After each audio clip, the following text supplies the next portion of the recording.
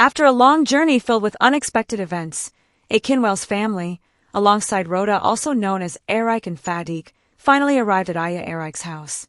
Their visit was supposed to be a simple familiarization tour, but it quickly turned into a dramatic affair. From the shocking revelation of Aya Erik's stunning beauty, to the unexpected community gathering where Erik's reputation was torn apart and later defended, the day was anything but ordinary. Fadik, always the mastermind, had orchestrated a surprise feast at the community open space. The guests, initially skeptical, were stunned to find an elaborate banquet already set up, with canopies, live music, and enough food to feed an entire village. Just as the evening was winding down, Aya Erik used the moment to correct the widespread belief that Erik was lazy. She revealed that her daughter simply operated on her own schedule, working before dawn while the rest of the world still slept.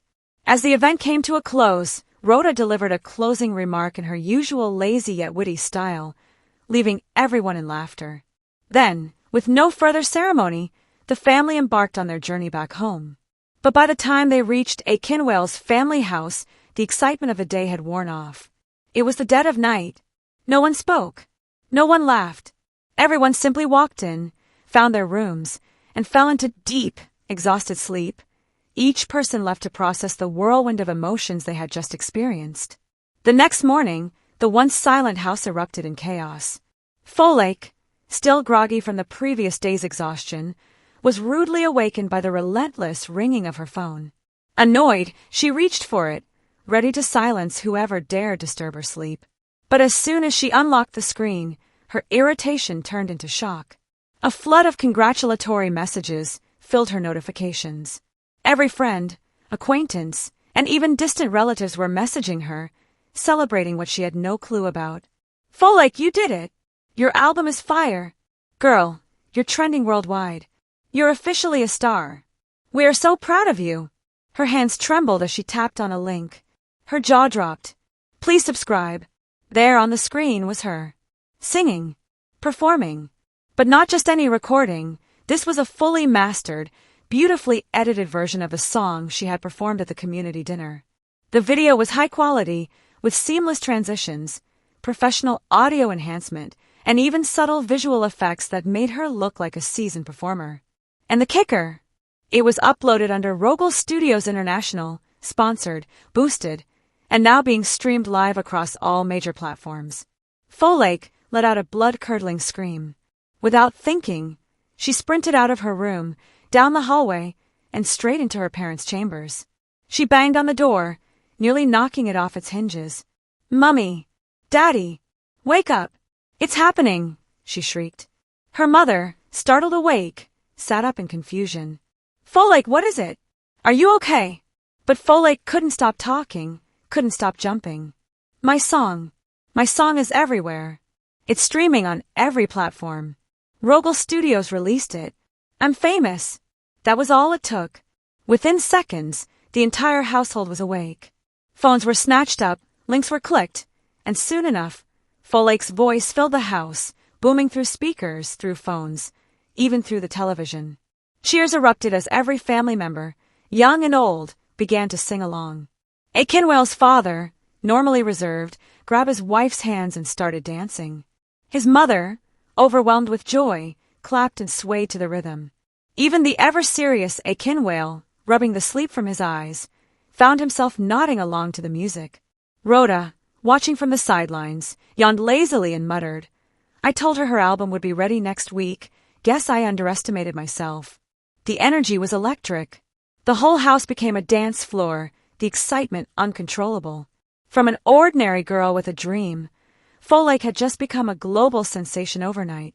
As the house buzzed with music, laughter, and dancing, an unexpected voice suddenly cut through the merriment. "It's time for breakfast." The room fell silent. Everyone turned, stunned. The words had come from no other person but Rhoda. Before anyone could process the announcement, she emerged, leading a procession of cooks carrying heavy trays of assorted food, carefully placing them on the long dining table. The rich aroma of freshly prepared delicacies filled the air, making mouths water instantly. Akinwale's mother gasped in both exasperation and admiration. She folded her arms and, with a knowing frown, rebuked Rhoda.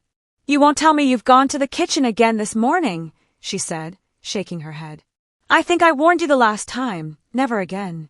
Rhoda, ever composed, gave a small, respectful bow and replied with a soft smile. "Mama, at least one of us must be in the kitchen supervising the staff." "Who knows?" She shrugged. "Our house should not be another hotel, canteen, or restaurant. When I'm married to your son, no one cooks for him in my house without my supervision." A stunned silence followed her words. Akinwale's mother opened her mouth to say something, but then closed it, unable to argue. Akinwale, watching from across the room, couldn't help but smile. He walked up to her, his gaze filled with warmth. Leaning in, he planted a soft kiss on her cheek and whispered, "Don't tell me that while everyone was sleeping, you had been busy in the kitchen with the cooks?" Rhoda smirked, a twinkle in her eye. "Aya Eric told you, didn't she? I am an early bird."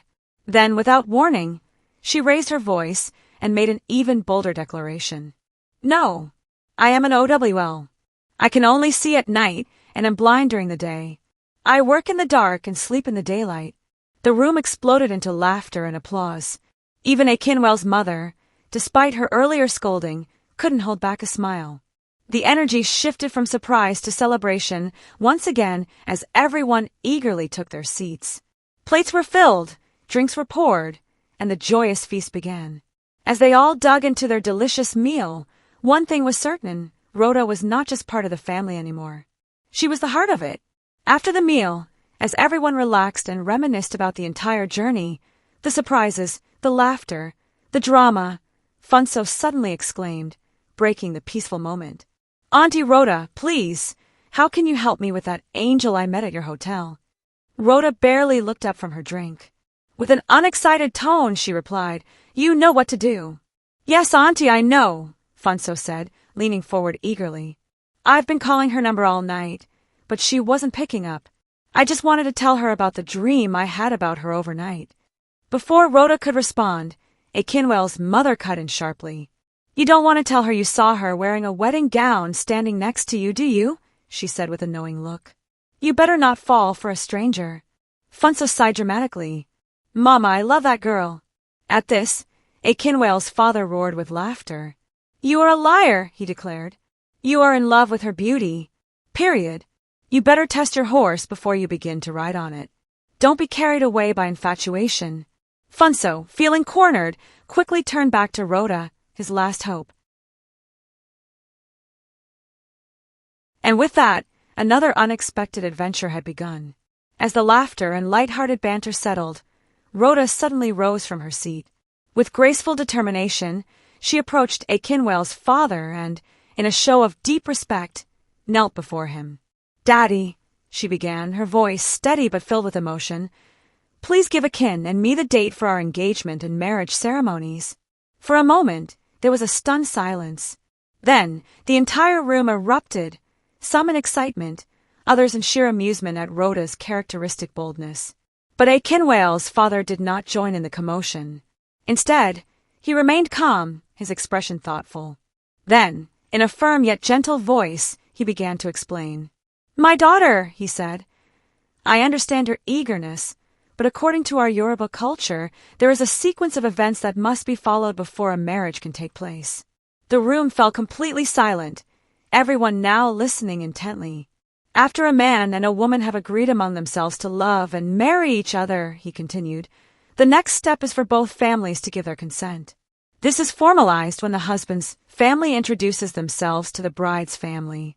Only after this introduction can we unanimously fix a date for the engagement and marriage."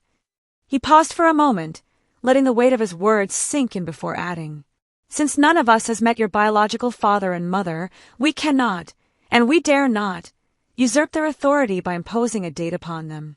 It would be disrespectful and against our tradition." Rhoda bowed her head slightly, absorbing the wisdom in his words. "Whenever your father and mother are around," he continued, "we will then decide on our next move. And I know you will not trouble us again with these surprises of yours." A hush fell over the room as everyone nodded in understanding, pondering his words. Finally, Rhoda smiled softly and said, "Thank you, Daddy." She then turned and threw a loving glance at a Kinwale, who returned her gaze with admiration. And just like that, the room fell into deep reflection, each person digesting the wisdom they had just heard.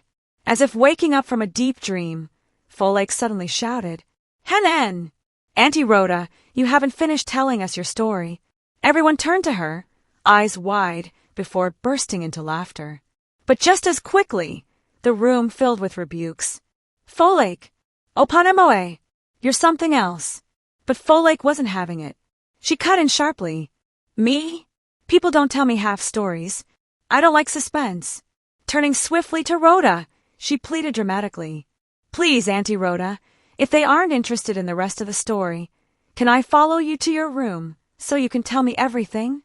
Rhoda, amused, gave her a knowing smile and replied, "Folake, don't mind them.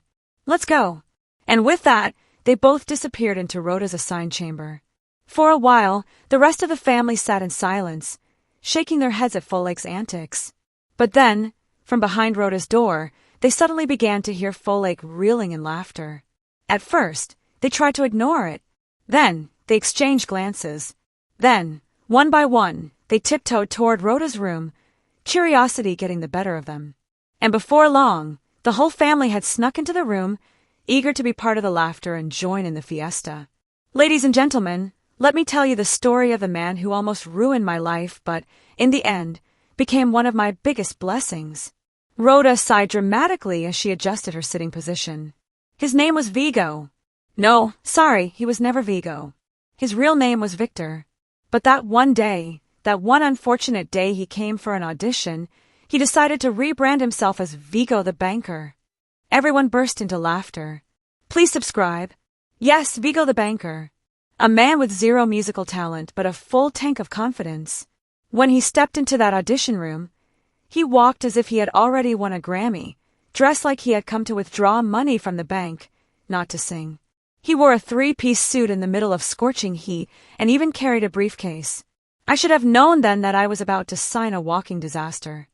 Rhoda shook her head, a mixture of humor and regret washing over her face. I sat there waiting for him to sing, expecting magic, expecting to be moved. And my people, he opened his mouth. She paused dramatically, and everyone leaned in. And what came out was the frog. Not a human, not a bird, not an angelic voice, but a frog croaking for dear life. Laughter erupted. I nearly walked out of my own studio. My ears were offended, my ancestors were watching in disbelief. The other judges exchanged looks of terror. But guess what? Something else happened. Rhoda smirked, remembering that fateful moment. Asterisk as Vigo sang. No, as Vigo murdered the song, he smiled. And that was the end of me. My entire existence melted. Ladies and gentlemen, have you ever seen teeth that shine like freshly fallen snow? Teeth, so white they make the stars look dim. Teeth that deserve a standing ovation. That was Vigo. The man's teeth could blind an enemy at war. The audience howled with laughter. I was hypnotized. My brain stopped functioning. The other judges rejected him immediately. But me, the great Rhoda, I told them, this man has a future. Someone from the audience whistled. Yes, I know. It was madness. It was nonsense. But love, or let's say confusion, had entered my eyes. I told him, Vigo, you're in. Congratulations. The other judges looked at me like I had lost my mind. I had. Completely. Rhoda leaned back, shaking her head. Now let me tell you what happened next. I took this man in. Not because of his voice, God forbid, but because of his aura, his presence, his energy, his blinding smile. If I could not hear his music, at least I could watch his teeth shine. Someone gasped. I decided to sponsor Vigo. Not only that, I made him my boyfriend. Yes, my dear family, Rhoda fell in love. Or at least I thought I did. I showered him with money, gifts, everything. I spoiled him rotten. Her voice grew more dramatic. I signed him to my label. Not one label, but two. I took him for both national and international shows. I paid for ghostwriters, voice trainers, even fake awards to boost his confidence. I thought, maybe if I give him everything, one day he will love me back. The room fell silent. But guess what? Rhoda's voice dropped to a whisper. Vigo did not love me. The audience let out a collective awe. He stayed with me not because he loved me, but because he had nowhere else to go. My money was his only comfort. My support was his only lifeline. I was not his queen. I was his bank account. Rhoda sighed heavily. The whole family, eager for more of Rhoda's dramatic love tale, pleaded with her to continue. Auntie Rhoda, please finish the story. Funso insisted, laughing. Lunch isn't even ready yet. What else do we have to do? Rhoda, shaking her head with a tired smile, sighed deeply. Vigo, she said, the name alone heavy with memories. Vigo was a man born into hardship. His father, a struggling mechanic, his mother, selling small provisions in front of their one-room rented apartment. He had nothing, except a good face and teeth that could blind you under sunlight. The room erupted in laughter, but Rhoda's face darkened. I thought love was investment. I had money. He had potential. Why not pour my wealth into the man I loved? A Kinwell's father coughed. Rhoda, your type will build a whole city for love. Ignoring the teasing, she continued. I gifted his father a brand new car. I built his mother a shop in front of the house I built for them. Yes, you heard me. I built him a house. Everyone gasped. But what did I get in return? The moment Vigo became rich, he became reckless. Her voice turned bitter. Whenever I refused to give him money, not wanting to spoil him, he had a strategy. She mimicked his deep voice dramatically. No problem. I'll be back. Then what did he do? Folake asked, eyes wide. Rhoda folded her arms. He would disappear. Disappear. Gone. For days, sometimes weeks. Phone switched off. No calls, no texts, nothing. If I dared ask his parents, they blamed me. Rhoda, you don't give him enough money. Rhoda, you don't love him enough. A Kinwell's mother shook her head. See suffering. Rhoda let out a dry laugh. I stopped asking after him. Until one day, I decided to visit him unannounced. Everyone leaned in. What did you see? Funso asked eagerly. Rhoda exhaled sharply. I walked in and found him drinking, laughing, and dealing drugs, surrounded by bad boys who had smelled his money. The room fell silent. A Kinwell's father shook his head. Rhoda, you saw fire and still walked into it. Rhoda's voice dropped to a whisper. That's not the worst part. What happened? Folake whispered. We argued. I was furious, telling him he was wasting his life, squandering everything. Then, out of nowhere, he raised his hand and hit me. A heavy silence filled the room. Rhoda swallowed hard. That was the saddest day of my life. The day I almost swore that I would never give my heart or my money to any man again. Her voice broke. Tears welled in her eyes. Folake, moved by the story, stood up immediately and began wiping Rhoda's tears with her handkerchief. Auntie, no more crying. He's the one who should be crying now, not you. Rhoda chuckled between sniffles. My dear, the pain of a broken heart is not something you can wipe off so easily. I was so blind. I wanted to mold him into the man of my dreams. But deep inside, he was just a man waiting for the right time to leave. Waiting for the day he wouldn't need me anymore. She leaned forward, her face now serious. My dear family, let me tell you something. You cannot force someone to love you. No amount of money, no amount of sacrifices, no amount of dedication can change a person's heart if their heart is not yours to begin with. She paused. I thought I was building a future with Vigo, but I was only building an exit door for him. Silence filled the room. Then, someone whispered, So what happened? Rhoda smiled mischievously. Ah, my dear people, that is a story for another day. The audience groaned in frustration. But don't worry, she added, winking. If you hit the subscribe button, I will tell you everything. Laughter erupted again. Now let's eat. I'm tired of talking about Vigo and his blinding teeth. And with that, the celebration continued. Please subscribe. That day, I wept. Not cried, wept. My pillow drank my tears all through the night. Not because of the slap alone, but because of what it meant. I had built castles for us, and he pulled the foundation from beneath me with one drunken fist. By dawn, my eyes were swollen like boiled eggs. I could barely recognize myself in the mirror. I picked up the phone, hands trembling, and called Fadik, my only friend, my sister in loyalty. She arrived before my tears dried. And the moment I told her what happened, the room turned into a courtroom. Fadik, bless her soul, wanted blood. Let's arrest Vigo. Let's teach him the lesson of his life, she screamed. But I refused. I still loved him, or maybe I was just too broken to believe I deserved better. Then, without my permission, she called her brother Samuel, on speaker. The air stiffened. Bro Samuel, she began, her voice quivering with rage. See what you've caused. If you hadn't dumped Rhoda for your so-called ex, my friend wouldn't be in this mess. You broke her, left her for dead emotionally, and now this vulture came in and is feasting on the carcass you abandoned. I just sat there, frozen, sobbing, wordless, and Samuel, he said nothing. Not a sigh, not a defense, just silence. His breathing was the only proof he hadn't dropped the call. Fadik slammed her phone and stormed out of my house. That door didn't open again for 7 days. The worst part, she was the only one I needed. I didn't tell my mother, nor my father. One day they asked, gently, lovingly, have you found someone, Rhoda? And I smiled and said, I'm good, Dad. When the time is right, you'll meet him. They never asked again. Maybe they saw through my fake smiles, or maybe they trusted me too much. And so I mourned alone. 6 days.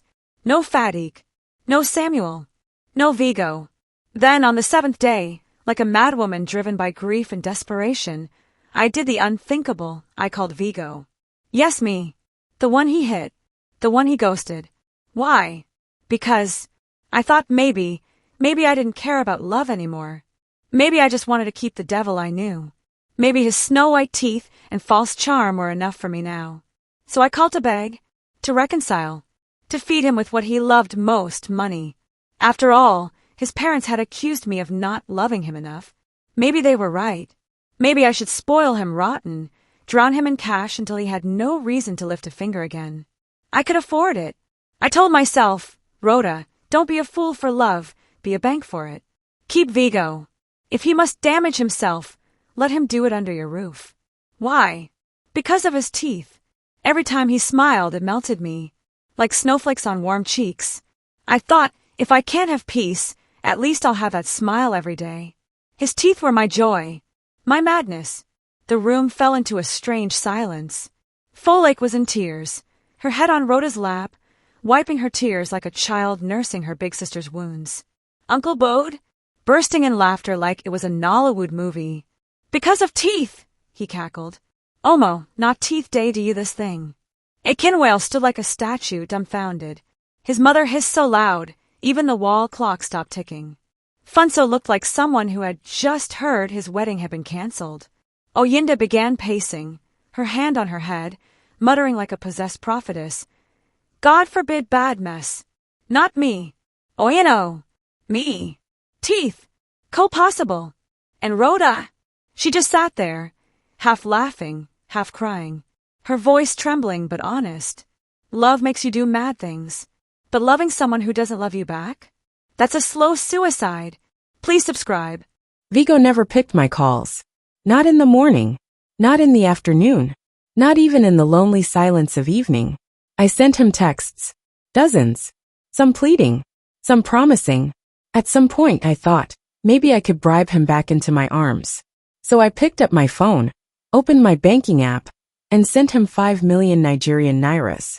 Still no word. No call. No thank you. Not even a simple I got it. I told myself, no Rhoda. This man must not leave. Not like the others. Not this one too. I couldn't bear the pain of being dumped again. The thought of it made my chest tighten. It felt like being dragged back into a pit I had tried so hard to climb out of. I started blaming myself again. Asking myself those cruel, endless questions. Am I too much?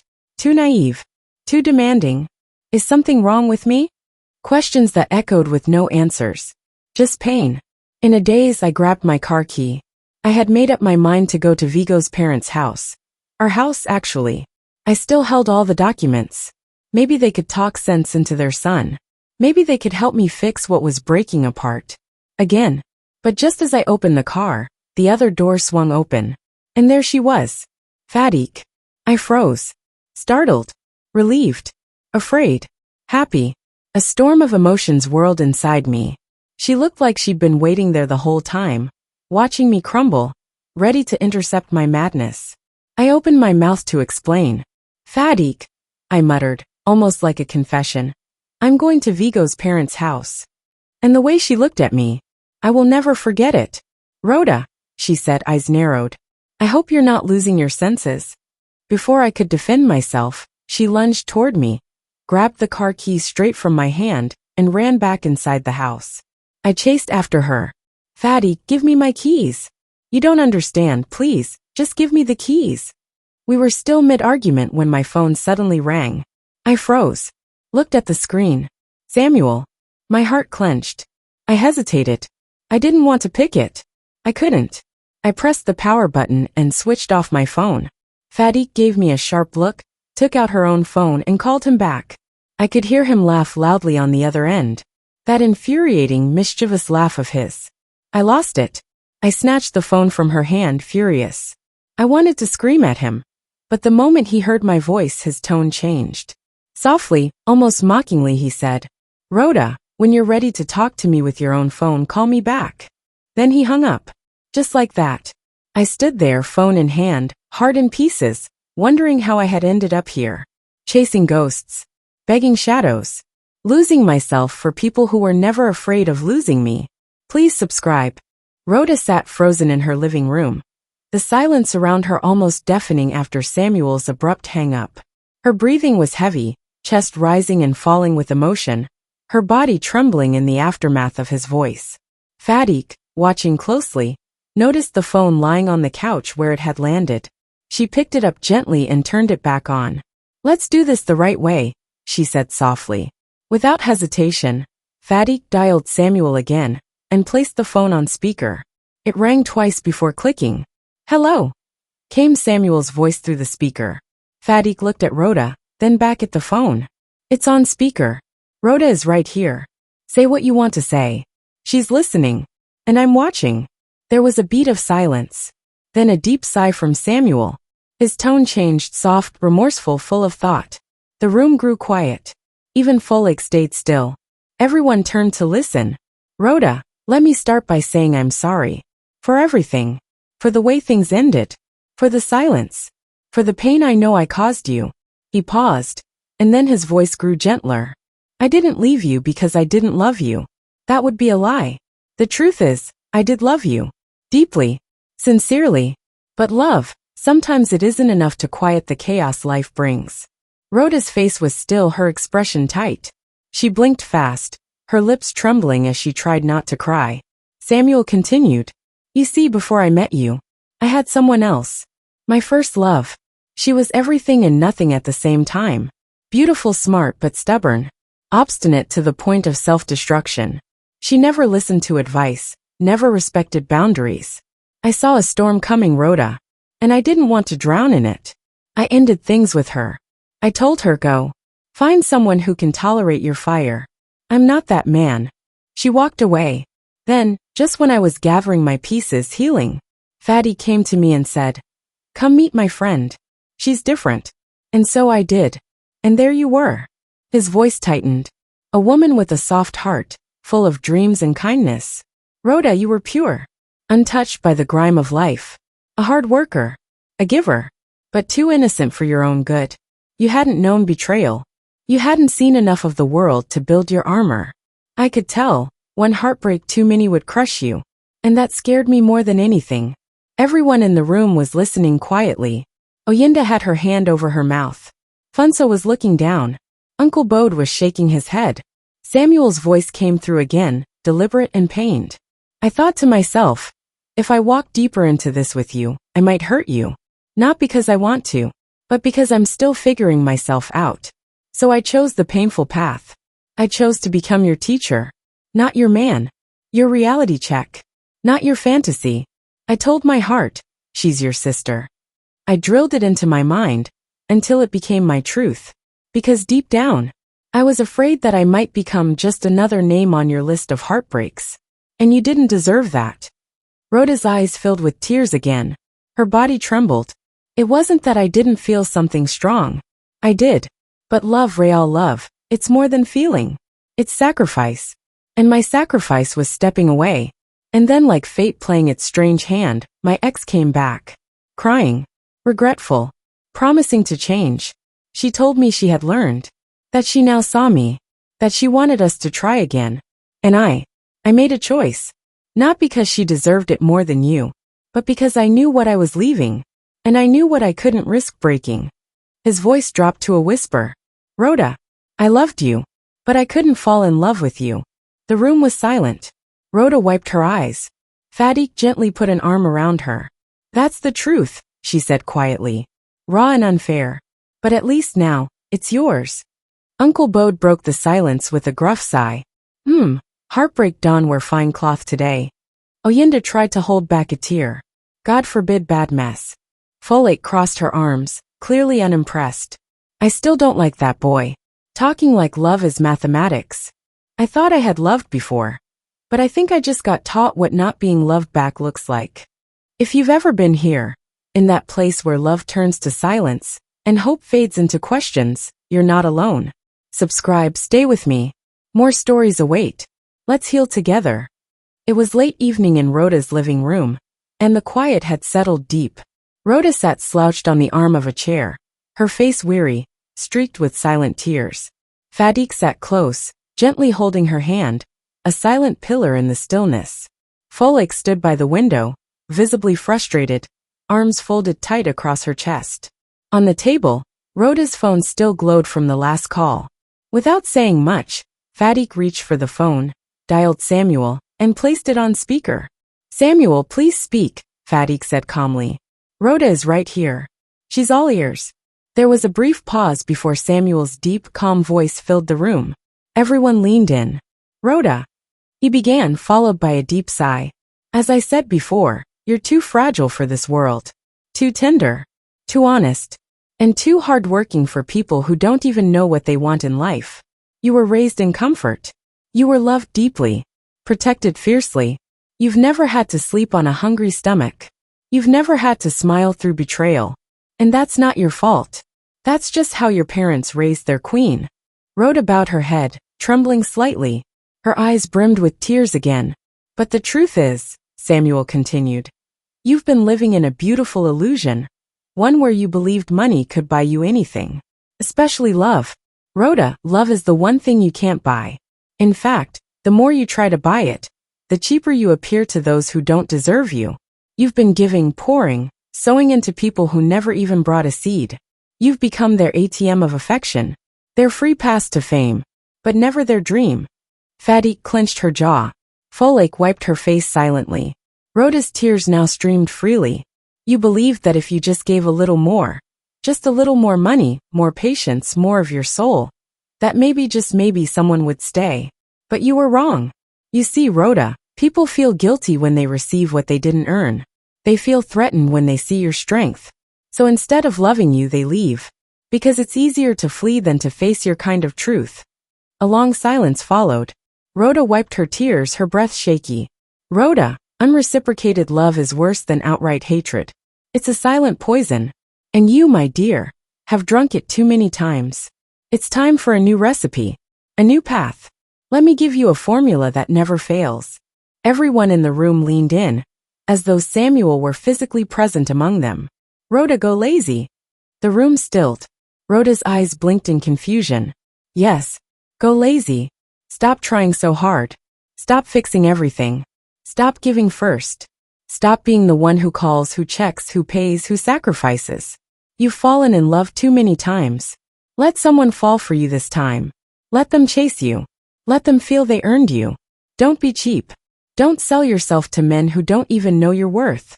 Rhoda, you are gold. Gold doesn't go on sale.